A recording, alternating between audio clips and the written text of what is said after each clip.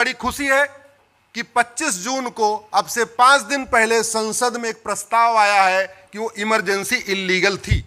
आया ना प्रस्ताव? लेकिन उस प्रस्ताव से जमीन पे कोई बदलाव नहीं आएगा। वो प्रस्ताव का प्रस्ताव है। जमीन पे तब बदलाव आएगा जब एक और प्रस्ताव आए कि उस इमरजेंसी के दौरान जितने संविधान में संशोधन हुए और जितने कानून बनाए गए वो सारे बेकार हैं, वो सारे खत्म हो जाएंगे। तब बदलाव आएगा।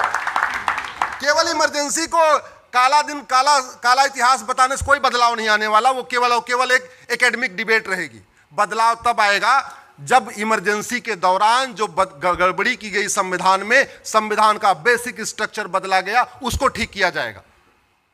हम लोग ये 2-3 मंजिले मकान में बैठे हुए, ये आश्रम में बैठे हुए, हम ऊपर के स्ट्रक्चर पे तो बदलाव कर सकते हैं। चलो ठीक है, ये ऑडिटोरियम है, कल को यहां ऑफिस बना दें। जहां किचन है वहां ऑफिस बना दें, ये कर सकते हैं। क्या हम इस स्ट्रक्चर की फाउंडेशन को चेंज कर सकते हैं? क्या जोर से बोलिए जरा। नहीं। ऐसे ही भारत का संविधान में आप संशोधन कर सकते हैं, संविधान के बेसिक स्ट्रक्चर में आप बदलाव नहीं कर सकते। और संविधान का बेसिक स्ट्रक्चर क्या है? उसको प्रीएम्बल कहते हैं। इस इमरजेंसी के दौरान संविधान का बेसिक स्ट्रक्चर बदल दिया गया और जिन लोगों ने बेसिक स्ट्रक्चर बदला वो आज संविधान बचाने की दुहाई दे रहे। केवल इमरजेंसी को काला अध्याय बताने से कोई फर्क नहीं पड़ेगा। फर्क तब पड़ेगा जब इमरजेंसी के दौरान जो संविधान का बेसिक स्ट्रक्चर बदला गया, प्रीएम्बल बदला गया, जो सेकुलर शब्द जोड़ा गया, उसको निकाल दिया जाए, तब फर्क पड़ेगा। इसको हमने सुप्रीम कोर्ट में चैलेंज किया है, मैंने चैलेंज किया है, विष्णु शंकर जैन जी ने चैलेंज किया हुआ है। और यह बदलना क्यों जरूरी है सुरेश जी? 13 दिसंबर 1946 को प्रीएम्बल पे चर्चा हुई। 22 जनवरी 1947 को फिर प्रीएम्बल पे चर्चा हुई और एक मत से प्रीएम्बल पास हो गया। और यह कहा गया प्रीएम्बल बदला नहीं जाएगा, प्रीएम्बल हमारा बेसिक स्ट्रक्चर है, प्रीएम्बल हमारा गोल्डन गोल है। प्रीएम्बल को अचीव करने के लिए संविधान में जो बदलाव करना है करना, प्रीएम्बल को नहीं बदलेंगे। 15 नवंबर 1948 को प्रोफेसर केटी शाह ने एक अमेंडमेंट मूव किया प्रीएम्बल में सेकुलर शब्द जोड़ने के लिए, वो रिजेक्ट हुआ। 3 दिसंबर 1948 को प्रोफेसर केटी शाह ने दोबारा एक अमेंडमेंट मूव किया सेकुलर शब्द जोड़ने के लिए, वो रिजेक्ट हुआ। 6 दिसंबर 1948 को लोकनाथ मिश्रा ने कहा यह प्रीएम्बल बहुत खतरनाक है, यह भारत का कॉन्सेप्ट नहीं है, यह बिल्कुल नहीं जोड़ना चाहिए। 17 अक्टूबर 1949 को फिर से प्रीएम्बल पे एक अमेंडमेंट आया, वो रिजेक्ट हुआ। यानी 3 बार सेकुलर शब्द को संविधान सभा ने रिजेक्ट किया था, तब हमारा यह प्रीएम्बल बना था। 26 नवंबर 1949 को संविधान स्वीकार हुआ, उसके बाद हमारा रिपब्लिक डे मनाते हैं। 1946 में 7 में गोलकनाथ केस में सुप्रीम कोर्ट ने कहा कि प्रीएम्बल संविधान का बेसिक स्ट्रक्चर, इसको बदल नहीं सकते। 1971 में, उसके बाद 1973 में केशवानंद भारती केस में भी सुप्रीम कोर्ट ने कहा प्रीएम्बल बेसिक स्ट्रक्चर है और कोई भी सरकार बेसिक स्ट्रक्चर को बदल नहीं सकती। इसके बावजूद 76 में इसको बदला गया। तो मेरा यह मानना है कि हम सबको मिलकर मांग करना चाहिए कि जब इमरजेंसी गलत है तो इमरजेंसी के दौरान किए गए कार्य भी गलत हैं, उन कार्यों को वापस लेना चाहिए। लेना चाहिए, नहीं लेना चाहिए? लेना चाहिए। हम जिन चीजों को लेके चल रहे हैं, हम जो हमारा लक्ष्य है, उसमें जो सबसे बड़ी बाधा है वो गुलामी की सोच है।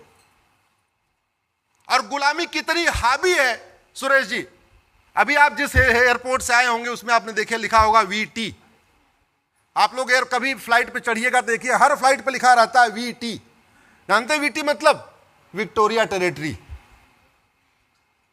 आप जरा सोचिए, हम कभी कभी हमारे चीजों के सामने से चीजें गुजरती हैं, हम उसको नोटिस नहीं करते।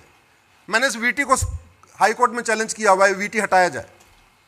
जितने और गुलाम देश थे सबने अपना वीटी हटा दिया। पाकिस्तान ने वीटी हटा दिया, बांग्लादेश ने वीटी हटा दिया, भारत आज भी वीटी लेके बैठा हुआ। वीटी का मतलब होता है विक्टोरिया टेरिटरी।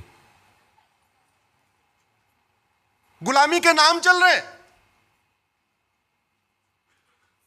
जिस दिल्ली को भगवान युधिष्ठिर ने बनाया भगवान कृष्ण के आशीर्वाद से, उस दिल्ली में युधिष्ठिर रोड नहीं है, भीम रोड नहीं है, नकुल रोड नहीं है, सहदेव रोड नहीं है, कृष्ण रोड नहीं है, बलराम रोड नहीं है, कुंती रोड नहीं है, माद्री रोड नहीं है, अभिमन्यु रोड नहीं है।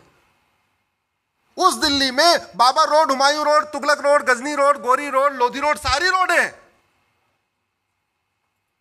इसके लिए आवाज उठाएंगे ना? हमारा जो लक्ष्य है ना वो टॉप का है। जैसे घर बनाने के पहले एक साथ छत नहीं पड़ती, पहले फाउंडेशन पड़ती है, फिर पिलर खड़ा होता है, फिर दीवार खड़ी होती है, शटरिंग होती है, फिर छत पड़ता है, फिर प्लास्टर होता है। तो हमें पहले छोटी छोटी चीजों को एक एक करके डिमांड में लाना होगा।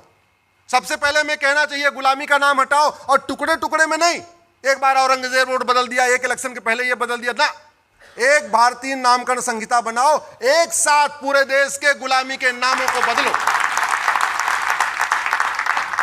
मैंने पीआईएल फाइल किया था, लेकिन सुप्रीम कोर्ट के जज साहब को बहुत मिर्ची लग गई, जस्टिस जोसेफ को। बोले इससे तो देश उबल जाएगा। हमने देश क्यों उबल जाएगा? अरे जिन वैसी दरिंदों ने हमारे माताओं बहनों का बलात्कार किया, जिन वैसी दरिंदों ने हमारे पूर्वजों की हत्या किया, उनके नाम पे सड़क मोहल्ले गलियां क्यों होनी चाहिए? हम स्वतंत्र हो चुके हैं, हम संप्रभु हो चुके हैं, उनके नाम पे क्यों होनी चाहिए? हमें सबसे पहले उसके बाद मांगना चाहिए कि सारे गुलामी के निशान हटाओ। वैसी दरिंदों के द्वारा जितने हमारे मठ मंदिर तोड़े गए हैं उसको रिस्टोर करना चाहिए, और रिस्टोर करने के लिए अगर कोर्ट की लड़ाई चलेगी तो बहुत साल चलती रहेगी। पहले डिस्ट्रिक्ट कोर्ट में मुकदमा चलेगा, फिर हाई कोर्ट में मुकदमा चलेगा, फिर सुप्रीम कोर्ट में मुकदमा चलेगा, एक बार भोजशाला का चलेगा, एक बार भद्रकाली का चलेगा, एक बार मथुरा का चलेगा, एक बार यहां नहीं। एक भारतीय धरोहर संहिता बनाइए, एक साथ एक उसमें एक कमीशन बनाइए, भारतीय धरोहर आयोग बनाइए, उसमें एक्सपर्ट रख दीजिए, जज को रखिए, हर तबके से लोगों को रखिए। उसके बाद आइडेंटिफाई करिए कि भाई मुगल काल में इतने इतने मठ मंदिर तोड़े गए थे, एक कानून लाइए, जैसे प्लेस ऑफ वर्शिप एक्ट आया था वैसे एक भारतीय धरोहर संहिता बनाइए, एक साथ सबको रिस्टोर कर लीजिए, खत्म बात हो गई। कोर्ट के जरिए कितना लड़ते रहेंगे? भारत के संविधान में जो हमारे चित्र थे, भगवान राम का चित्र, भगवान कृष्ण का चित्र, भगवान नटराज का चित्र, छत्रपति शिवाजी महाराज के चित्र, गुरु गोविंद सिंह का चित्र, झांसी की रानी का चित्र, नेताजी सुभाष चंद्र बोस के चित्र, सारे चित्र थे, वो चित्र गायब हो गए। उनको वापस रिस्टोर करने की मांग करिए।